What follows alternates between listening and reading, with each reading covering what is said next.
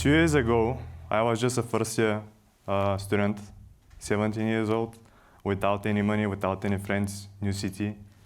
I was just having one very big ambition, which was to help billions of people worldwide and to make a business, actually a startup, which is gonna generate millions of pounds.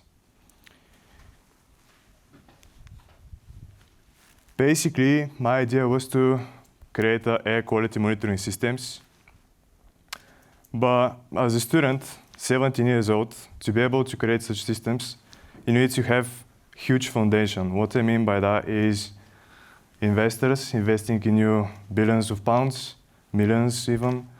You need to have huge building for hundreds of employees. We talk about the engineers, we talk about biologists, chemistries, and all these people helping you build this.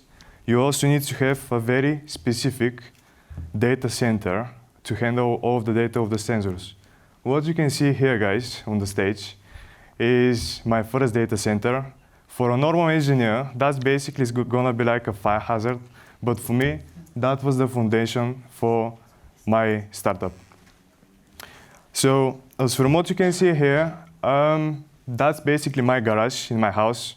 Again, we didn't have any money to support it. We just had scrap materials. And from these scrap materials, we built it. So we started buying parts from online, the cheapest. We started using all of these scrap materials and building it every night. I was there patching, creating, coding, setting it up, and finally it worked. The second part was to build the eyes with which we are going to observe the air pollution. That was the sensor part. So I turned my desk into a completely manufacturing site, as you can see, again using only scrap materials. So basically I was there 18 hours a day after setting up the said data center. I was burning my fingers, I was breathing soldier wires, fumes, and finally I managed to create a few sensors to actually support our idea. That was the time when I actually managed to say to myself that even though I don't have money, even though I'm completely new in this industry and I don't know any people to support me with money as well, it's all about us, guys. It's all about you as a person. It's all about your perception. It's all about your dreams. And it's just you. So you need to keep doing it even though there is no support, you don't see a future, and sometimes you just see a failure. So the sensors were actually built and deployed around the city to start like observing the air pollution, to take the data. Everything was working, I would say, fine. So, but that was not for a long time. Of course, we faced a huge failure, as you can see, because we used to use only scrap materials, no professional technology, no professional equipment, no professionals behind that, just a 17-year-old student. And basically, but that was not just the end, because there were like multiple of these sensors. I had one on the beach as well, which was again damaged. But that was the time when I just said to myself, okay, so that's it. The sensors are dead. There is nothing which is going to transfer and observe this air pollution data to the data center. And do you know what? That was not the end, because the data center fell as well. So what you can see here, guys, is that specific rack which these servers are put inside is my family old fridge. But the problem is that this specific fridge does not have proper airflow. So all of these, imagine like having tens of sensors sending the data to a data center every second, 24/7, they got burned. There was no proper air cooling. So the data center fell as well.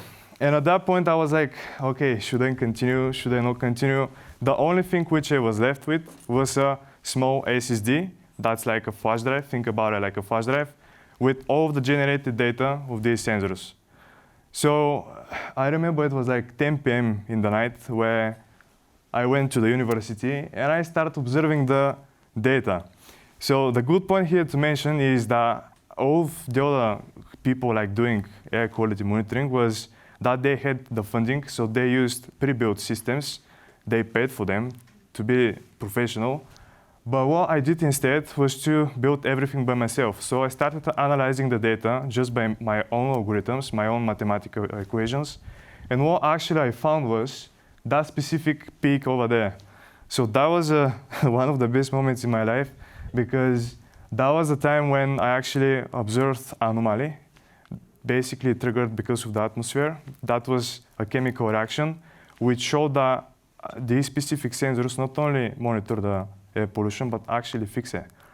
And that was the time when I turned this idea into a multi-million business.